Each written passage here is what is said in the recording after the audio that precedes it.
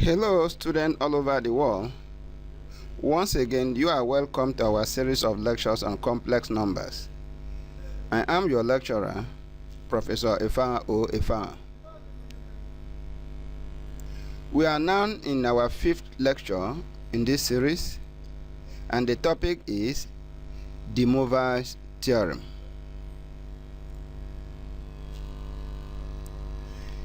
The Moiver's theorem states that for any rational value of n, cos theta plus I sin theta all raised to power n is equal to cos n theta plus I sin n theta. We provide a simple proof of this as follows. We recall that cos theta plus I sin theta is equal to exponent I theta. Raising both sides of this equation to power n, we have cos theta plus I sin theta all raised to power n is equal to exponent I theta all raised to power n. Now, by our third law of indices, we can multiply the powers here to obtain exponent I n theta. Again, using this formula, replacing theta with n theta in this formula, we obtain cos n theta plus I sin n theta.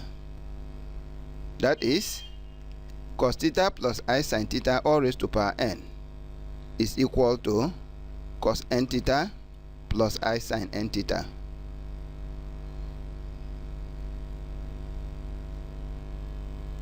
Let us illustrate this with examples. Example number 1.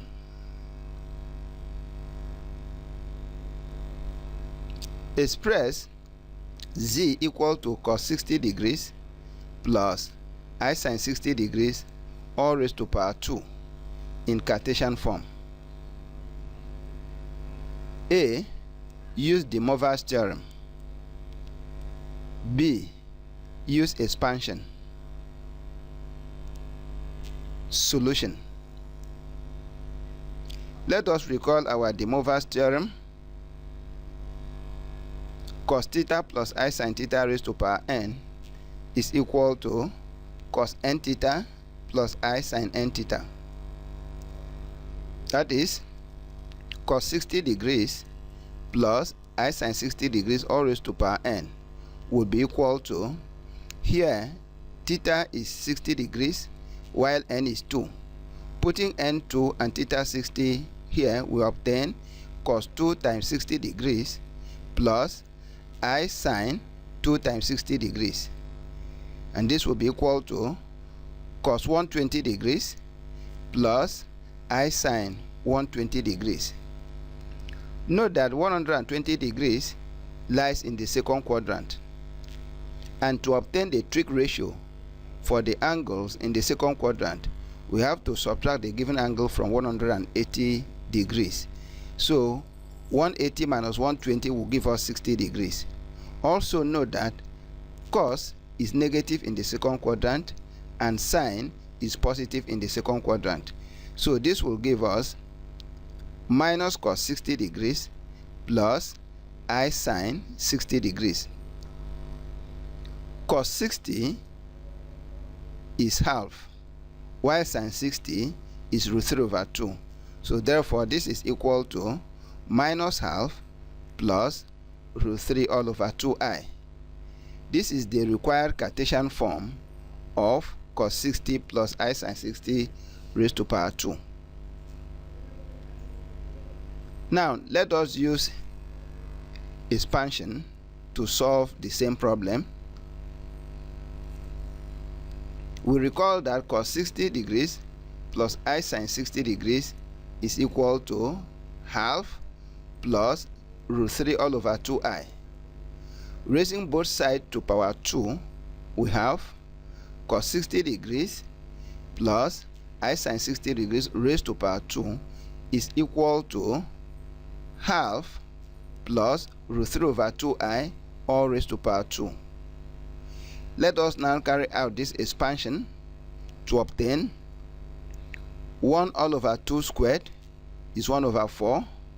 1 all over 2 times root 3 over 2i is root 3 over 4, then multiply by 2. That will give us root 3 all over 2i plus root 3 over 2i all squared will give us 3 over 4i squared. Recall that I squared is minus 1. So this will give us 1 all over 4 plus root 3 all over 2i minus 3 all over 4. 1 over 4 minus 3 over 4 will give us minus 2 over 4, which is equal to minus half. So this is equal to minus half plus root 3 all over 2i. This gives us the same result as that of using the Moiver's theorem.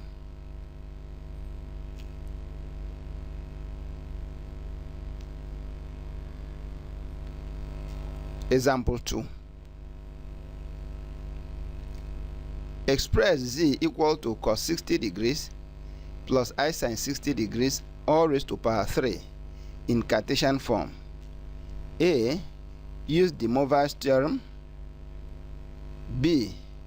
Use expansion. Solution. A. Let us use the Moiver's theorem. Recall the Moiver's theorem. Cos theta plus I sin theta all raised to power n is equal to cos n theta plus I sin n theta. Now, cos 60 degrees plus I sin 60 degrees all raised to power 3, that is n is 3 while theta is 60 degrees. This will give us cos 3 times 60 degrees plus I sin 3 times 60 degrees. 3 times 60 is 180, so this is equal to cos 180 degrees plus I sin 180 degrees. 180 degrees is the angle in the second quadrant, and again recall, to find the trig ratio for the angle in the second quadrant, we have to subtract it from 180. That is 180 minus 180 will give us 0. And again recall that cosine is negative in the second quadrant and sine is positive in the second quadrant. So this is therefore equal to minus cos 0 degrees plus I sin 0 degrees. Cos 0 is 1 while sin 0 is 0. So this will give us minus 1. So therefore cos 60 degrees plus I sin 60 degrees all raised to power 3 is equal to minus 1. Now let us use expansion to solve the problem. Again we recall that cos 60 degrees plus I sin 60 degrees is equal to half plus root 3 over 2i. Let us raise both sides to power 3. That is cos 60 degrees plus I sin 60 degrees all raised to power 3 is equal to 1 over 2 plus root 3 over 2i all raised to power 3. To expand this, we can express this as 1 over 2 plus root 3 over 2i all squared times 1 over 2 plus root 3 all over 2i. Recall we had earlier expanded this, which gave us minus half plus root 3 over 2i, then times half plus root 3 all over 2i. Let us expand this to obtain the following: minus half times half will give us minus 1 over 4. Minus half times plus root 3 over 2i will give us minus root 3 over 4i.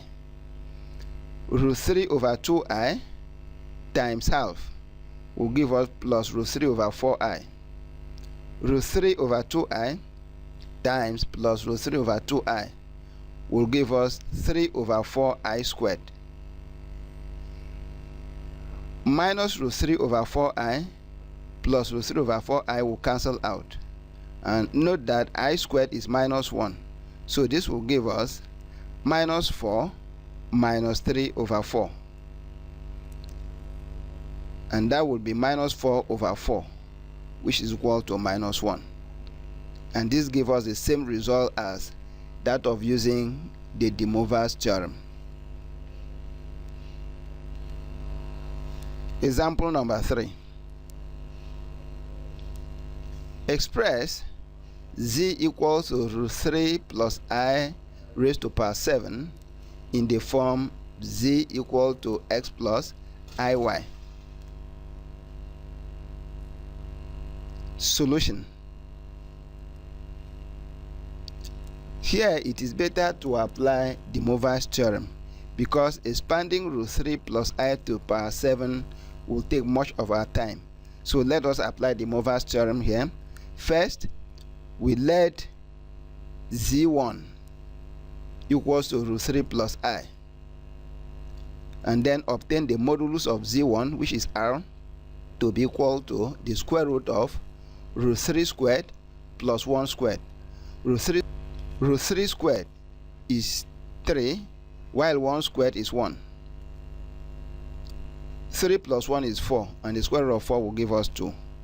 Also, the argument of z1 is theta equals to arctan 1 all over root 3. Please note the complex number z1 equals to root 3 plus I is in the first quadrant. Hence, our theta, which is equal to arctan 1 all over root 3, is equal to 30 degrees.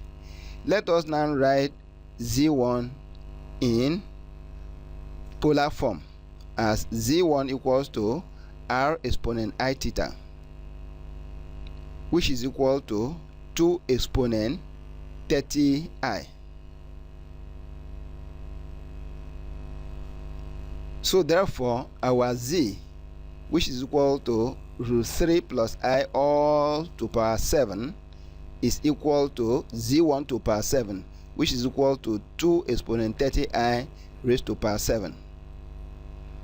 And this will give us 2 to power 7 times exponent 30i times 7, which is exponent 210i. This is equal to 2 to power 7 is 128.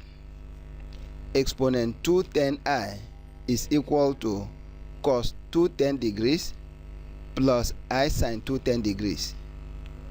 210 degrees lies in the third quadrant, and cos is negative in the third quadrant. Sine is also negative in the third quadrant. To find the trig ratio for the angles in the third quadrant, we have to subtract 180 degrees from that angle. So 210 minus 180 will give us 30 degrees. That is, this will give us 128 into minus cos 30 minus I sine 30, which is equal to 128 into minus root 3 over 2, cos 30 is root 3 over 2, minus half I, sine 30 is half. Opening this bracket, that's multiply 128 through 128 times minus root 3 over 2 will give us minus 64 root 3. And 128 times minus half I will give us minus 64i. So this is equal to minus 64 root 3 minus 64i. So this is in the form required, as in the form x plus iy, where in this case x is minus 64 root 3 and y is minus 64. We have come to the end of lecture 5. Thank you for watching, and keep on watching. I remain your lecturer, Professor Efa O. Efa.